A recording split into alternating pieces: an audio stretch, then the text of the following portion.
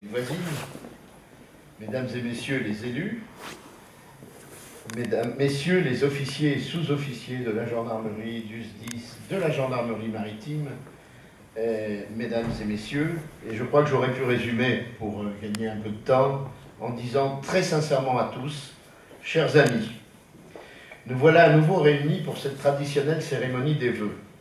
Le temps passe vite. Et en mars 2018, nous serons, Claire Trouvé, ma binôme et moi-même, à mi-mandat.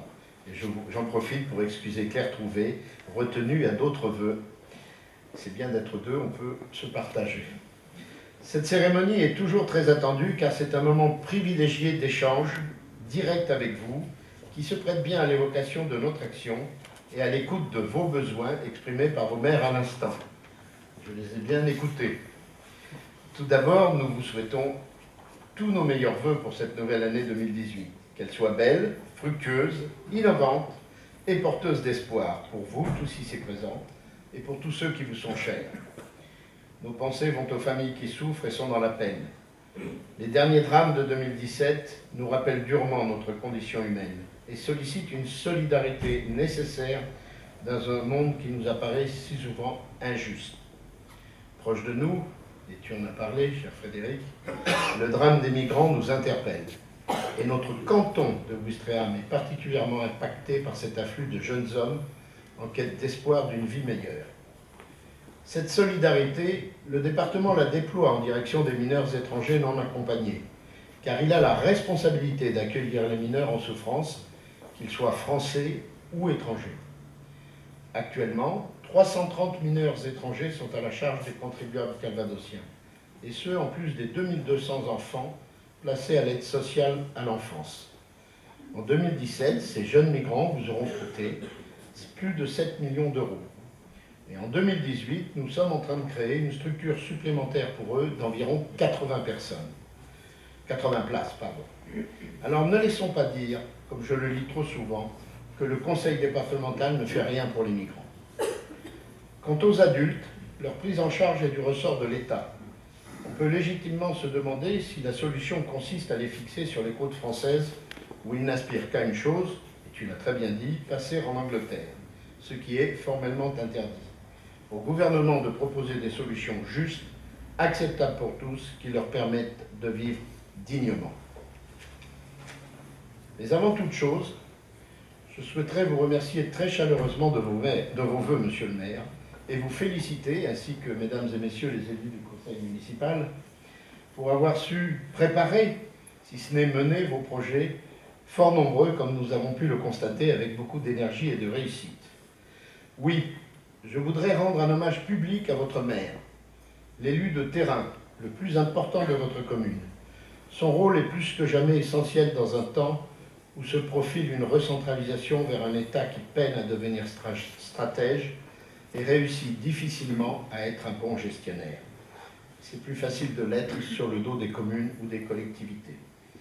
Votre maire écoute, invente, interpelle et décide avec son conseil municipal pour le bien vivre des habitants. Il investit en fonction des besoins de sa population et développe sa commune pour que la vie soit agréable et productive. Grâce à vous, on voit de nouveaux lotissements sortir de terre avec des logements sociaux et je suis très fier que le JPI puisse y participer, ainsi que Partelios, dont le directeur est dans la salle et que je salue, cher confrère. Le projet de la maison médicale, le projet des pistes cyclables et le projet de la fibre qui, je le dis quand même haut et fort, fonctionne parfaitement bien à Colleville et à Ouistreham, faites par le département.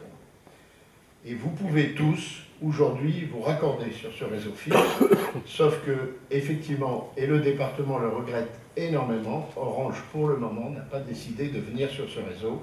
Et effectivement, des discussions ont lieu. Elles ont lieu depuis 3 ans, mais elles ont lieu un peu plus fortement en ce moment, et j'espère qu'elles aboutiront. Mais on oublie souvent le personnel communal, dont je voudrais saluer le travail et l'implication. Sans eux, vos projets ne pourraient pas aboutir. Ils répondent chaque jour aux besoins de la commune et de ses habitants. Je leur adresse à tous mes vœux de bonheur et de réussite, ainsi qu'à leurs familles. Je voudrais aussi saluer le travail de tous les dirigeants d'associations, ainsi que de tous les bénévoles, dans les clubs sportifs, les associations culturelles ou humanitaires.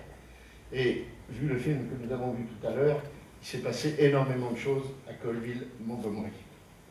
Je souhaite à toutes nos associations une année 2018 riche en événements et en actions, et nous aurons toujours à cœur, dans la mesure de nos possibilités, nous aurons toujours à cœur de les soutenir, ou tout au moins d'essayer de le faire. Je souhaite également un plein épanouissement pour tous les artisans et les commerçants installés sur le territoire du canton. Ils rendent nos communes agréables et bien vivantes. Mais tout cela ne serait pas possible sans l'action quotidienne de tous ceux qui assurent notre sécurité. Pompiers, gendarmes, policiers, croyez en notre admiration pour votre dévouement au service exclusif des habitants.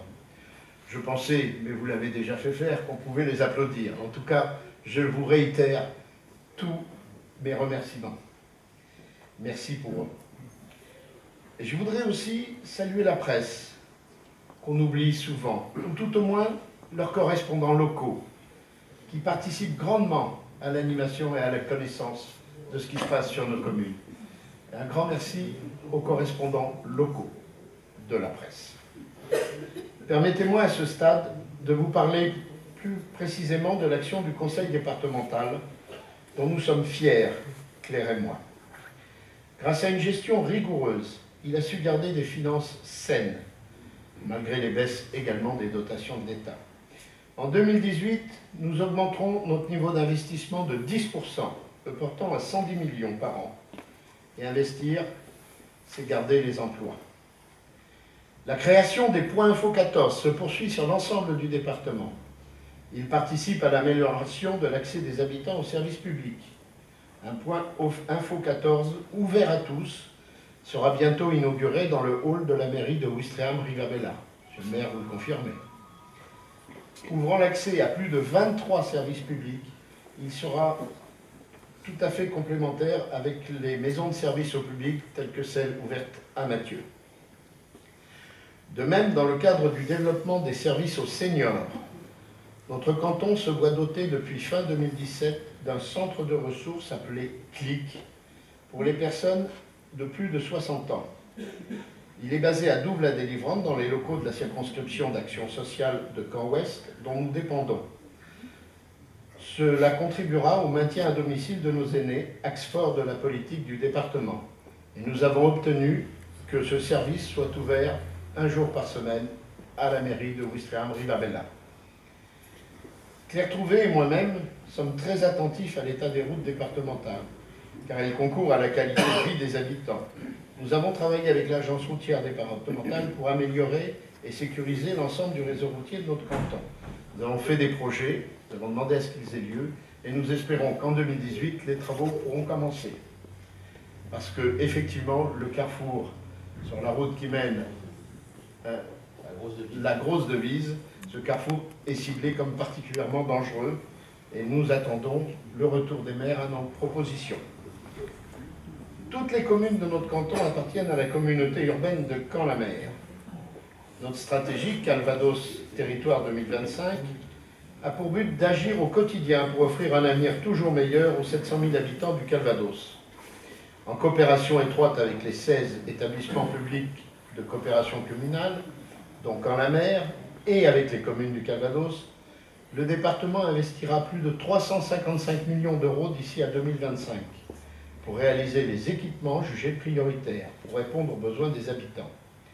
Cette solidarité territoriale a pour but le mieux vivre de chacun d'entre vous dans un développement équilibré et équitable de tous nos territoires.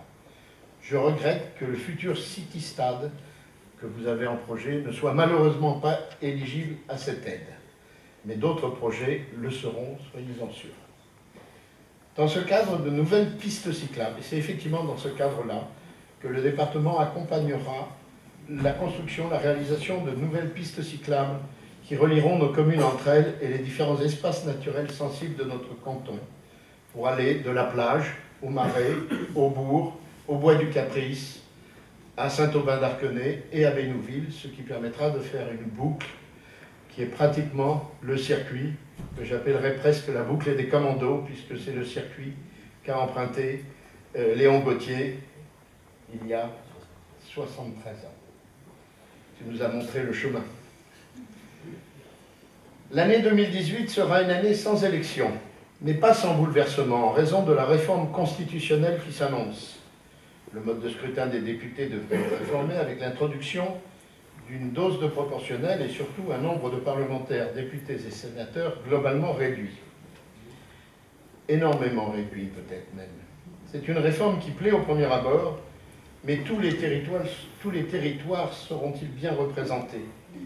La métropolisation en marche ne doit pas éloigner les élus de leurs électeurs afin de rester à votre écoute et garder ainsi une vigilance constante pour ne pas accentuer le déséquilibre entre les territoires performants, métropolitains, et les autres qui risquent de devenir en manque d'attractivité.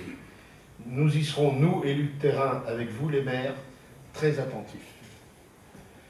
Chers amis, je ne voudrais pas allonger inconsidérément mes propos, et pour terminer, je veux vous souhaiter à nouveau une très belle année 2018.